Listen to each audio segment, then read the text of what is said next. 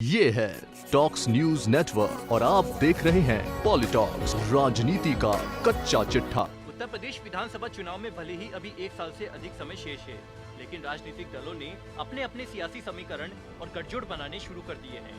BJP, Sapa, Baspa और कांग्रेस सहित अन्य दल भी अपने अपने मोहरे फिट करने में जुटे हुए हैं।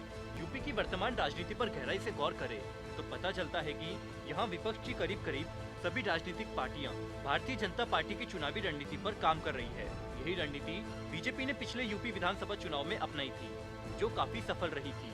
अब इसी रणनीति पर करीब सभी बड़े राजनीतिक दल काम कर रहे हैं। कांग्रेस ग्रामीण स्तर पर इसी रणनीति को साध रही है।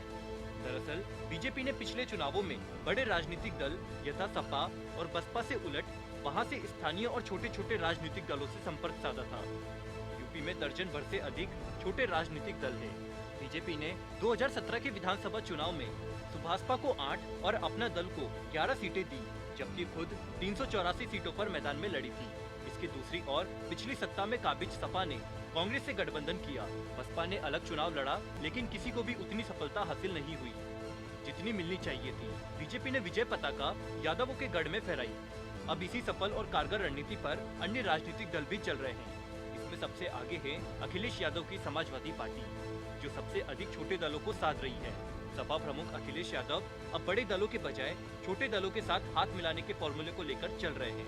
अखिलेश यादव लगातार ये बात कह रहे हैं कि 2022 में बसपा और कांग्रेस जैसे दलों के साथ गठबंधन करने के बजाय छोटे दलों के साथ मिलकर लड़ेंगे।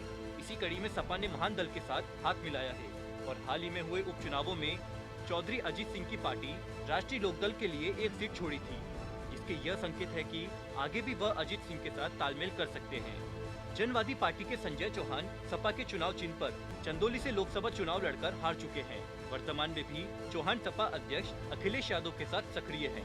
इसके अलावा अखिलेश ने सपा से विद्रोह कर प्रगतिशील समाजवादी पार्टी बनाने वाले अपने चाचा शिवपाल यादव की सीट पर 2022 में प्रत्याशी न उतारने की बात कहकर साफ कर चुके हैं कि उन्हें भी एडजस्ट किया जा सकता है। हालांकि अखिलेश की मंशा लोहिया का सपा में विलय करने की है और इस बारे में उन्होंने शिवपाल को बताया भी है, लेकिन शिवपाल केवल गठबंधन के लिए राजी है। पूर्व सीएम मुलायम सिंह यादव के छोटे भाई शिवपाल यादव ने विलय की बात से साफ इनकार कर दिया है और विधानसभा चुनाव के करीब आते ही एक बार फिर सियासी जमीन तलाशना शुरू कर दिया है। इधर 2019 में हुए लोकसभा चुनाव में अखिलेश ने मायावती के साथ गठबंधन कर चुनाव लड़ा, लेकिन सपा को बहुमत का लाभ नहीं मिला।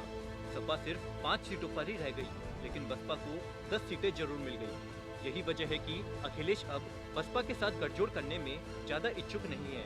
राज्यसभा चुनावों में एक सीट पर उलटफेर करने के चक्कर में वैसे भी मायावती अखिलेश यादव से खफा है। उत्तर प्रदेश में कांग्रेस भी इस बार नए प्रयोग की तैयारी में है। चुनाव में छोटे दलों से समझौता कर चुनाव लड़ने की रणनीति पर काम कर रही है। प्रियंका गांधी लगातार पार्टी में प्राण फूंकने का काम कर रही है। कांग्रेस के अध्यक्ष अजय कुमार लल्लू ने बताया है कि अभी हमारी कोशिश पार्टी संगठन को ग्राम स्तर पर मजबूत करने की है, जिसे दिसंबर तक पूरा कर लिया जाएगा। इसके बाद गठबंधन को लेकर कोई बात करेंगे, लेकिन हमारी कोशिश जरूर है कि सूबे के जो भी छोटे दल है उन्हें साथ लेकर चले। कांग्रेस पहले भी छोटे दलों को सियासी तहरीर देती रही है। कांग्रेस ग्राम स्तर पर लगातार छोटे दलों को साध रही है। अब बात करें भीम आर्मी प्रमुख और उभरते दलित नेता चंद्रशेखर आजाद की, जिन्होंने भीम आर्मी के राजनीतिक फ्रंट आजाद समाज पार्टी के बैनर तले उपचुनाव के जरिए सियासी एंट्री की है।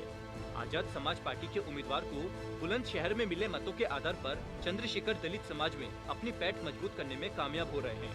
बिहार की 3 सीटों पर चुनाव लड़ने के बाद 2022 के चुनाव को लेकर उनकी तैयारी करने में जुटे हैं। चंद्रशेखर की प्रियंका गांधी के साथ अच्छी बॉन्डिंग है। ऐसे में भीम आर्मी के कांग्रेस के साथ मिलकर चुनावी मैदान में उतरने की संभावना से इनकार नहीं किया जा सकता। इसके अलावा अयूब अंसारी की पीस पार्टी पर भी कांग्रेस की नजर है।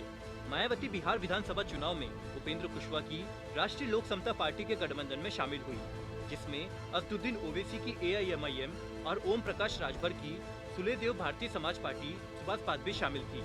इस गठबंधन ने बिहार में 6 सीटें जीती। हालांकि यूपी में मायावती इस फॉर्मूले पर चुनावी मैदान में उतरेगी, इसे लेकर फिलहाल तस्वीर साफ नहीं है।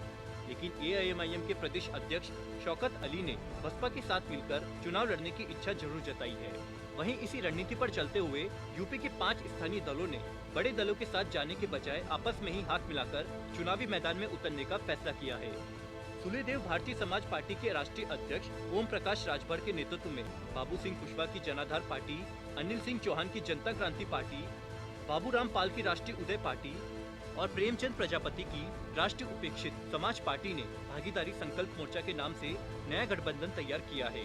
ये यूपी की पिछड़ी जातियों के नेताओं का गठबंधन है, जिसका ऐलान ओम प्रकाश राजभर ने 2 दिन पहले किया है। जिस पार्टी के समाज की जहां भागीदारी होगी, वहां पर वो पार्टी चुनाव में किस्मत आजमाएंगे। उत्तर प्रदेश में पिछड़े वर्ग में प्रभावी कुर्मी समाज से आने वाली सांसद अनुप्रिया पटेल इस दल की अध्यक्ष है, जबकि अति पिछड़े राजभर समाज के नेता ओम प्रकाश राजभर सुहेलदेव भारतीय समाज पार्टी का नेतृत्व करते हैं। बीजेपी को 312, राजभर को 4 और अपना दल को 9 सीटों पर जीत मिली थी। हालांकि ओम प्रकाश राजभर ने बाद में पिछड़ों का हक का सवाल उठाते हुए बीजेपी से नाता तोड़ लिया है। ऐसे में बीजेपी और अपना दल अभी भी एक साथ है और माना जा रहा है कि 2022 में फिर एक साथ चुनावी मैदान में उतर सकते हैं। अब देखना ये होगा कि यूपी में बीजेपी की रणनीति अपना रही विपक्षी पार्टियां आगामी उत्तर प्रदेश के विधानसभा चुनाव में क्या गुल खिलाएगी। PoliTalks bureau UP. ये है टॉक्स न्यूज नेटवर्क और आप देख रहे हैं पॉलिटॉक्स, राजनीति का कच्चा चिट्ठा।